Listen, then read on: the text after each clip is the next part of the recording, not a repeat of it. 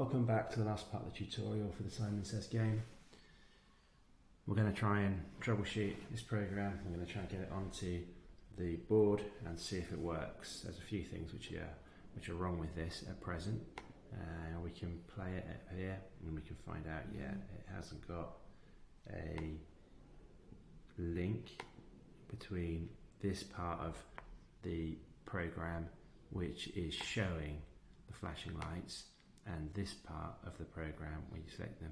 Make sure it's on a dot, and be careful about getting these lines too close to other functions because they start to join up. You can see that that has gone over there opposed to in there. That intersection isn't joined. Okay, so and we've got this one, take him round to there. Good, let's play him, see what's going on. We've got a bad function on and the reason for that is there's no on there, and the no is just going to go over here, of course, because all we're doing, those no's just wait until one of those buttons is pressed. So has G3 been pressed? No. Let's go and see if G1 has been pressed, and if that still hasn't been pressed, we're going to go back and see if G3 has been pressed. Okay, and that's all those. So let's have a look now, see if there's any more errors. Oh, it says there's no more errors. So let's find out what's going to happen. Right, so click on here, G3 goes on, and off we go. So they generate the variables. So variable 1, so they do 1. Sometimes, I don't know why it does it all the same. Now this is, so we've got a 1 1 1 2 1. So when it comes up here, we're looking to press this one. Okay, that should be correct. And then that one again. That looks correct. Oh, can you see these are incorrect, aren't they? We've got to toggle that, so we've got to stop it.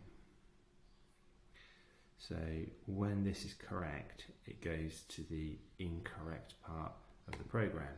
So swap this and no, and it's the same on the other side. Swap this and no, that's on the compare function. That's the same down here.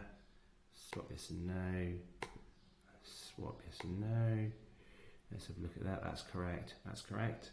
So let's play again.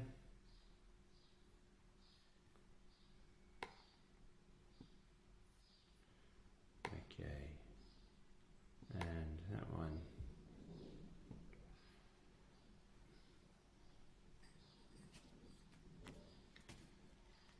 So we've got a 2, a 2, a 2, come on,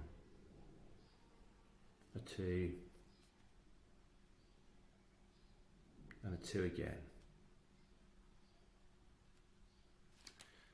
Right, and so it's just G1 on all the time.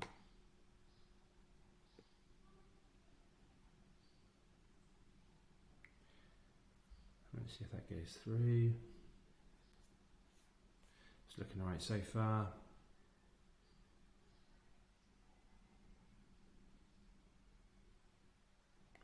Yeah, good.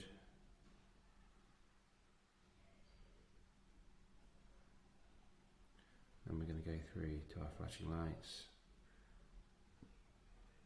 Alright, that looks okay. So what I'm going to do is I'm going to grab the board. Everything's a lot faster on the board, which makes it a lot easier. And let's look at plugging her in. So I'll plug her in. Alright, we're accessing. Let's run a live. Downloading program. 100%.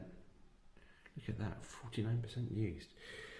Okay, and let's take it to the camera.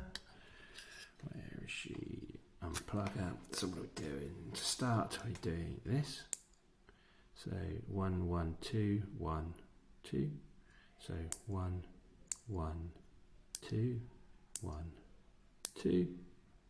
Yay! And that tells us it's right.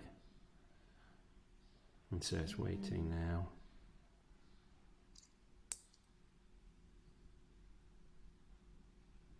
Right, so it's 2. Ah, there we are, that's wrong, isn't it?